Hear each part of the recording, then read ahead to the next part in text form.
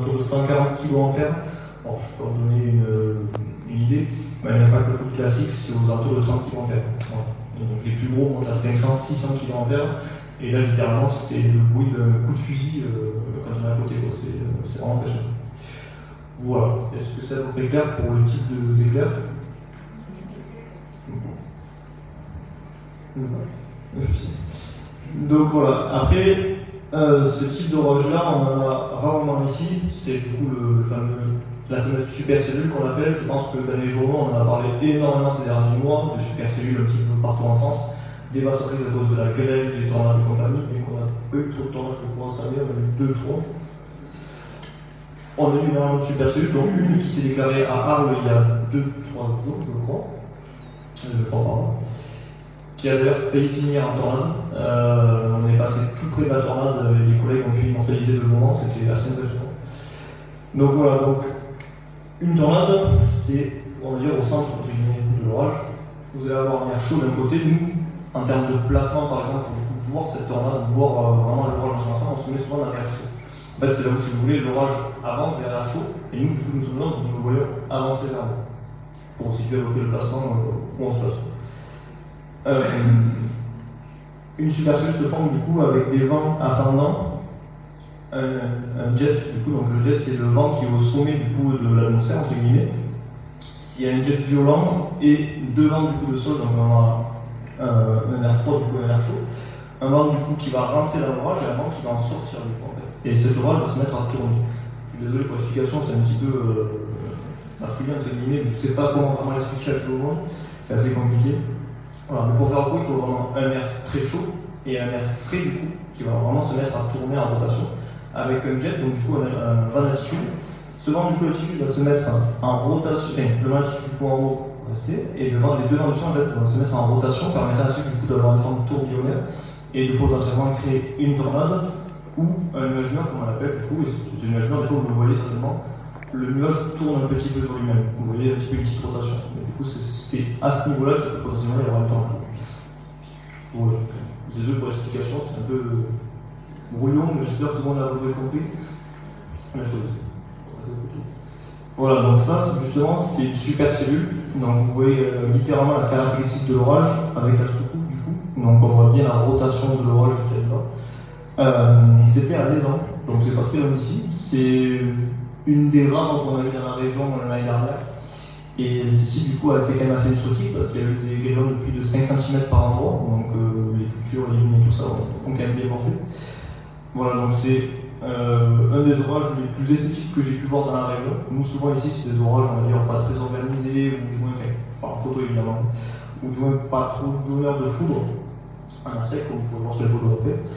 Mais voilà, donc ça, c'est le plus gros risque qu'on puisse avoir sur un orage, c'est vraiment ce type d'orage-là, en fait, qui ne prévient pas, entre guillemets, qui arrive au dernier moment, entre guillemets, et qui peut produire énormément de grêle, de tornades, et surtout de rafales de vent supérieures à 5 km/h. Donc on se dit 5 km/h, c'est énorme, en fait, 5 km/h, ça peut littéralement détruire des arbres et des habitations. Voilà, des habitations des tout juste. Voilà. Donc ça, c'était en Italie, parce que du coup, je fais de la photo très souvent en France, mais aussi à l'étranger. Donc j'essaie d'aller en Italie, en Espagne, et l'année prochaine, normalement, aux États-Unis. Donc là, du coup, vous avez du coup, pareil, une supercellule, avec du coup un abaissement qui est bien visible à ce niveau-là. Donc du coup, ce qu'il faut savoir, c'est que tout le nuage tournait sur lui-même, et on était à deux en fait d'avoir une tornade qui se posait à ce niveau-là. Elle ne s'est pas produite, on n'a pas eu d'écho comme quoi il y a eu de dégâts au sol, de phénomènes tourbillonnaires recensés. Mais tout de même, voilà quoi. L'Italie en ce moment d'ailleurs est propice aux orages et aux tremblements de marée, et c'est un des pays du coup d'Europe avec le plus d'orages à type supercellulaire avec des ordres. Donc c'est pour ça souvent que je vais là-bas pour essayer d'immortaliser du coup ça. Bon, et que ce soit pas facile malheureusement. Ça du coup c'est un pack de foot qu'on a fait il y a 3 semaines je pense, si je dis pas de bêtises, vers le 15 août je crois, au niveau des rizières de Arlon. Voilà, donc c'est pareil, c'est sous une supercellule, donc encore en orage géant du coup. Et mon collègue faisait la sieste littéralement, quand je l'ai déposé là-dessus, donc je l'ai un peu réveillé. Et voilà, donc du coup on a pu immortaliser la foudre dans ce qu'on préfère, entre guillemets, de la foudre proche avec de belles ramifications. C'était là l'impact tombait à peu près 1 km. Donc c'est pour vous dire la violence à l'impact. Et ça paraît proche, mais en fait c'est quand même assez éloigné. Voilà. Ça, du coup, c'est un impact positif. Donc, comme vous pouvez le voir, il n'y a pas ces petites branches que vous pouvez voir sur l'impact d'avant. C'est vraiment un impact qui tombe sous un énorme filet, en fait. Et c'est celui qui est le plus dangereux. Il est tombé du coup sous autour de 140 kA. Et quand il est tombé, littéralement, il a fait une onde de choc qui a duré, je crois, au moins 30 secondes de résonance en fait sur toute la vallée d'Ardèche. C'était au niveau de. Sur le nord d'Aubenas. Voilà. Je ne sais plus combien de kilomètres, mais il y a eu des reports de la part d'habitants et compagnie sur les pourtours qui disaient qu'ils avaient littéralement eu des vitres qui avaient vibré. Voilà. Donc c'est des impacts qui sont quand même assez rares, c'est les plus rares entre guillemets. Après il y a le Super Bowl qui est l'impact le plus puissant, mais là c'est encore un autre niveau. J'en ai jamais vu, ni pris en photo, entendu oui. Donc voilà. Ça du coup toujours pareil, je vais laisser mon collègue qui m'expliquer ses photos aussi. Bon, donc toujours pareil depuis le Mont Bouquet, comme vous posiez tout à l'heure. C'est un spot qu'on apprécie énormément parce que du coup, il y a une visibilité en fait quasi à 360 degrés sur tout le nord du Gard, entre guillemets. On essaie de moins y aller avec mon collègue parce que je pense qu'on a fait à peu près trop de clichés là-haut. On y est allé et c'est toujours plus ou moins les clichés, c'est-à-dire avoir une vue dégagée compagnie, on essaie d'avoir une composition différente à chaque cliché. Mais c'est vrai que c'est un bon spot pour observer où les orages vont se former, où ils vont se développer et quel axe ils vont prendre afin d'après bouger sur l'orage. Donc voilà, donc là c'est un triple impact ramifié qui tombe. Je crois sur le côté 800, si je dis pas de bêtises. Je crois. Dans le secteur de 800, voilà. Donc c'était sur une fin d'été, pareil, donc un orage d'été. Voilà, donc le même soir que la première photo que j'ai fait, l'impact ramifié à 800 mètres. Voilà, c'était une soirée très très orageuse. Ça du coup c'est pareil, c'était à Lézan du coup, donc la première photo que vous avez vue, cette super celui que je vous ai dit en fait, c'était dessous. Donc une fois que l'orage nous est passé dessus, en fait, il y a eu un déluge littéralement de foudre. Et là on a eu un impact assez proche, là il est autour de 700 mètres à peu près.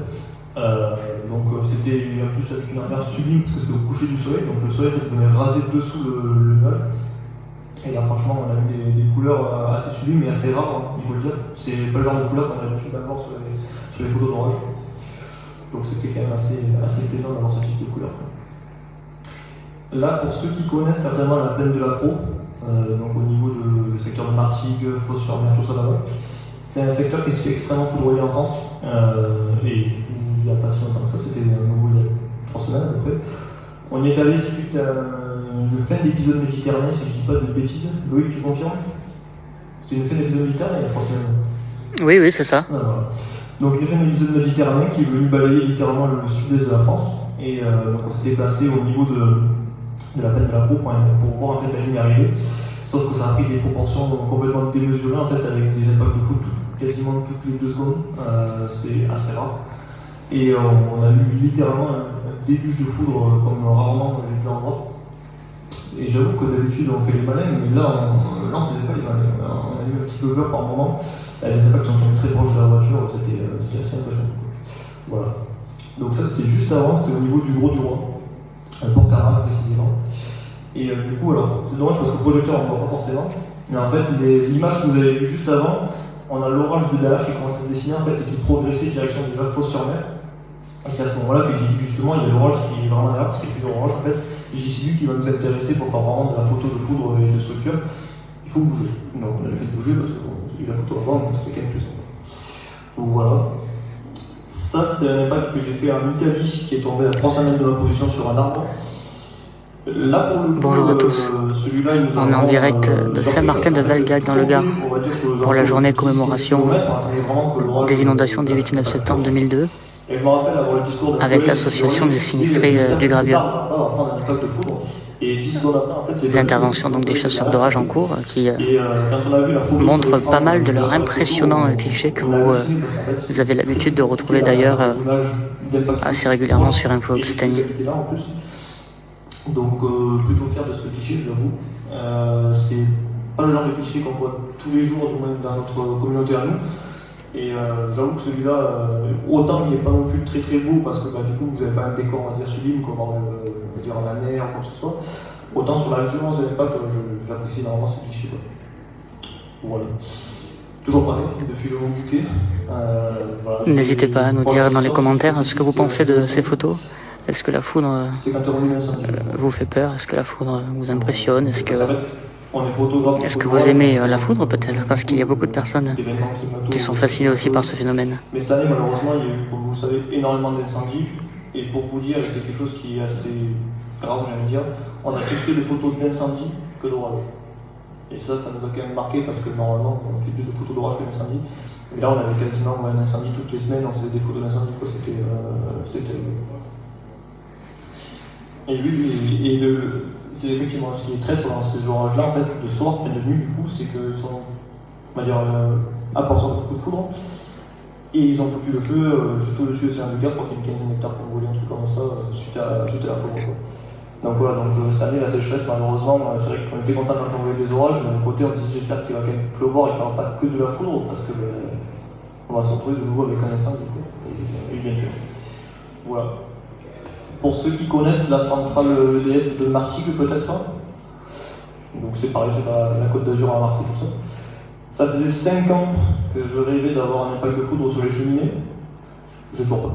Mais j'ai réussi à l'avoir juste à côté, c'était le 3 octobre 2021, si je dis pas de bêtises, donc l'année dernière. Donc c'est un impact. Merci pour ces étoiles envoyées en direct. Il était à 15 km de là. Et c'est les impacts les plus dangereux, entre guillemets, celui que nous on a le plus peur, c'est l'impact extrême de jeu. C'est-à-dire que vous allez avoir l'orage qui va se balader. Et en fait, par moment, il va y avoir un impact qui va sortir de l'orage, qui va venir en fait se jeter à 15, 20, voire même 50 km de l'orage. Et vous pouvez être dans votre jardin en train de jardiner, l'orage est tout loin sur le CM, et vous pouvez prendre un impact de foudre à un peu 1 km de votre position. Et ça, c'est vraiment le plus dangereux, entre guillemets, c'est ce qu'on fait le plus nous en tant que chasseur d'orage. Parce que là, par exemple, pour la petite anecdote, j'étais en train de faire le réglage de mon second côté photo sur la plage quand je suis tombé. Donc je vous avoue qu'on a été assez surpris tous les deux. Oui.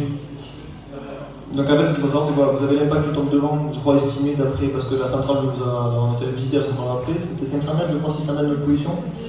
Et en fait, ce qu'il faut savoir, c'est qu'il y a un deuxième impact de foudre qui est tombé en même temps à 200 mètres de position derrière nous en fait. Donc là, c'est impressionnant, mais je pense que celui derrière était encore plus impressionnant. Voilà. On aime bien essayer de faire des compositions. Alors nous, moi personnellement, j'avoue que j'aimerais bien avoir une éolienne foudroyée parce que c'est... Enfin, je l'ai vu, mais la photo est fou. C'est des photos assez impressionnantes parce que du coup, on va vraiment en fait, l'arc électrique sur l'éolienne. Donc ça, c'est impressionnant. Là, l'orage était, je crois, à une quarantaine de kilomètres encore. À peu près. Donc on s'était mis dessous. Alors, certains vont me dire, vous êtes fous. Mais en fait, si jamais l'impact vient tomber, il va tomber sur l'éolienne, théoriquement, et non sur nous. Donc on a plus de chances, entre guillemets, d'être foudroyé en tant que l'éolienne que sous l'éolienne. Après, évidemment, l'explosion n'existe pas. Là, voilà, on voulait vraiment avoir un propos avec une éolienne et la foudre au loin. Une fois que l'orage est approché, évidemment, nous sommes partis, nous avons laissé l'éolienne où elle était. On n'est pas non plus fou, on a pu mourir. Mais voilà, si un impact vient tomber, vous avez plus de chances de l'avoir sur l'éolienne que sur vous. Ça du coup c'était en Italie, pareil. Donc vous avez du coup l'orage qui est là, qui remonte de la mer en fait. L'Italie, ce qu'il faut savoir, c'est que ça c'est le golfe de Gênes. C'est un petit peu comme nous les Célèbres. Vous allez avoir du coup la mer Méditerranée, mais très très proche en fait des contreforts. Il faut savoir qu'en fait l'orage se forme en mer, et même pas à 5-6 km d'ici, vous avez des sommets qui sont à plus de 1200 mètres d'altitude en fait. Ces orages du coup viennent bloquer sur les contreforts, se forment et s'étalent en fait.